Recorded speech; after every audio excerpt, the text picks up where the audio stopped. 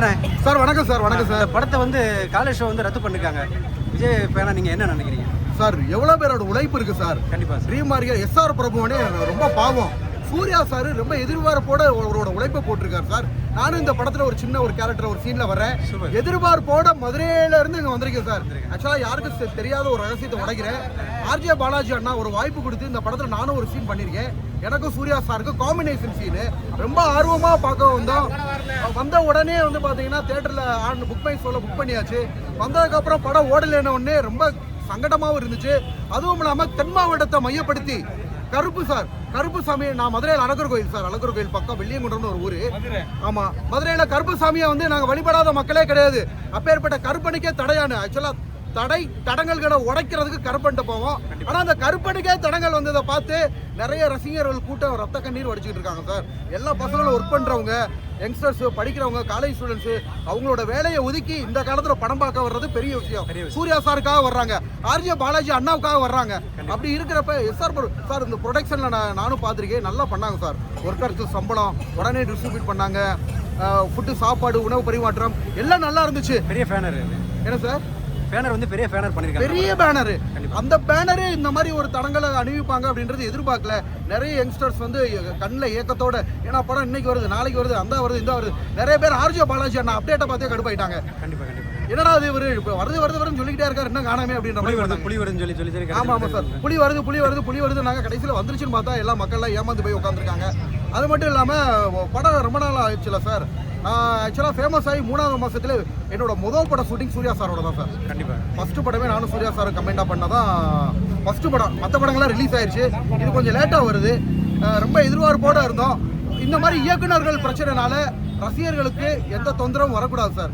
ரசிகர்கள் போனக்கூடாது, பொதுமக்கள் போனக்கூடாது. அவங்களுக்கு எந்த மனசும் போனாராமல் படம் வந்து இன்னும் 1 மணி நேரத்துக்குள்ள 11 மணி காட்சி அல்லது 10 மணி காட்சி ரசிகர்கள் பார்த்தே ஆகணும். அது என்ன பண்றாங்க அப்படின்றது எங்களுக்கு தெரியல சார். இவர் சிவகார்த்திகேயன் என்ன பாணியில சொல்லுவாங்களா, நீங்க என்ன டைலாக்கு அந்த அது இல்ல,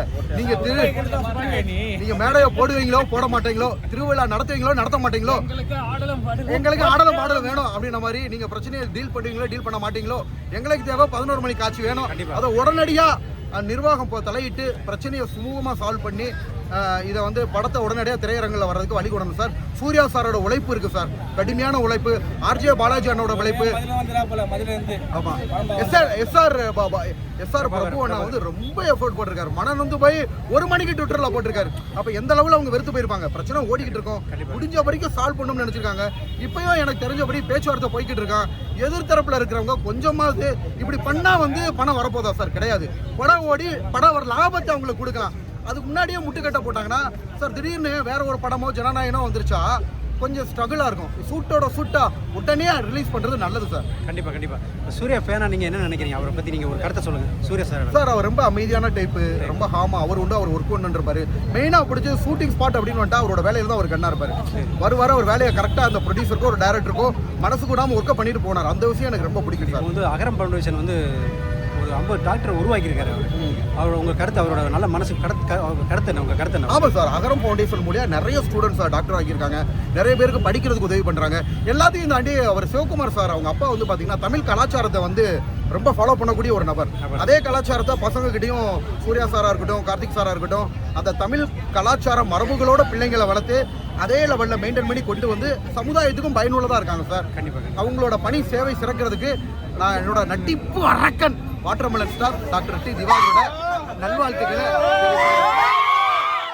இந்த படத்துக்கு சார் கருப்புன்னு படம் டைட்டில் வச்சிருக்காங்க. பயங்கர எதிர்பார்ப்பு. இந்த படத்துக்கு வந்து பயங்கர ஃபயராக இருக்குது இந்த படம். இந்த டைட்டில் பயங்கர டைட்டில், மக்கள் வந்து எதிர்பார்ப்பு பயங்கரமாக இருக்குது.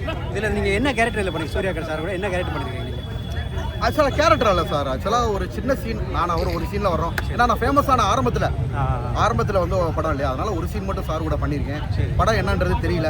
எனவே கருப்பனுக்கு என்றைக்குமே சக்ஸஸ் தான், தடையே இருக்காது. கண்டிப்பாக கருப்பன் வந்து தென் மாவட்டங்கள் வந்து பயங்கர ஃபேமஸ் சார். பயங்கரமாக நாங்கள் கும்பிடுற வழிபடுற தெய்வம் சார். அதுவும் நான் எஸ்பெஷலி அழகர் கோயில் பக்கத்தில் இருக்கேன். அதுக்கு பெரிய வரலாறே இருக்குது. 18ஆம் படி கருப்புச்சாமினால் அப்படியே மதுரை மக்களுக்கு புல் அரைச்சு ஆட ஆரம்பிச்சிருவாங்க. இப்போ தான் மதுரை கல்லல் ஆற்றுல இறங்கினாரு. இல்லை, இவர் தான் காவல் தெய்வம். இவரை தாண்டி தான் நாங்கள் கல்லறையே பார்க்க போவோம். கண்டிப்பாக. ஓகேங்களா? ஸோ அப்பேற்பட்ட, அதனால தான் கருப்பு வந்து பார்த்தீங்கன்னா சென்னையில் எல்லா படமும் சென்னையில் ஆடியோ லான்ச் இருக்கும், கருப்புக்கு மட்டும் மதுரையில் ஆடியோ மதுரையில லான்ச். என்ன ரீசன்னா அவரோட தலைமையகம் ஹெட் குவார்டர்ஸ் வந்து கருப்போட ஹெட் குவார்டர்ஸ் வந்து மதுரை. ஒரு பூர்வீகம் மாரி அங்கே அந்த ஆடியோ லான்ச் பூர்வீகம் அதுதான். ஆமாம் சார், அதனாலேயே அங்கே வச்சிருக்காங்க. கண்டிப்பாக வந்து 11 மணிக்கு ரசிகர்கள் எல்லாத்துக்காக வந்துடும் எதிர்பார்க்குறோம் சார். சரி சார், ரொம்ப நன்றி சார், தேங்க்யூ. நன்றி.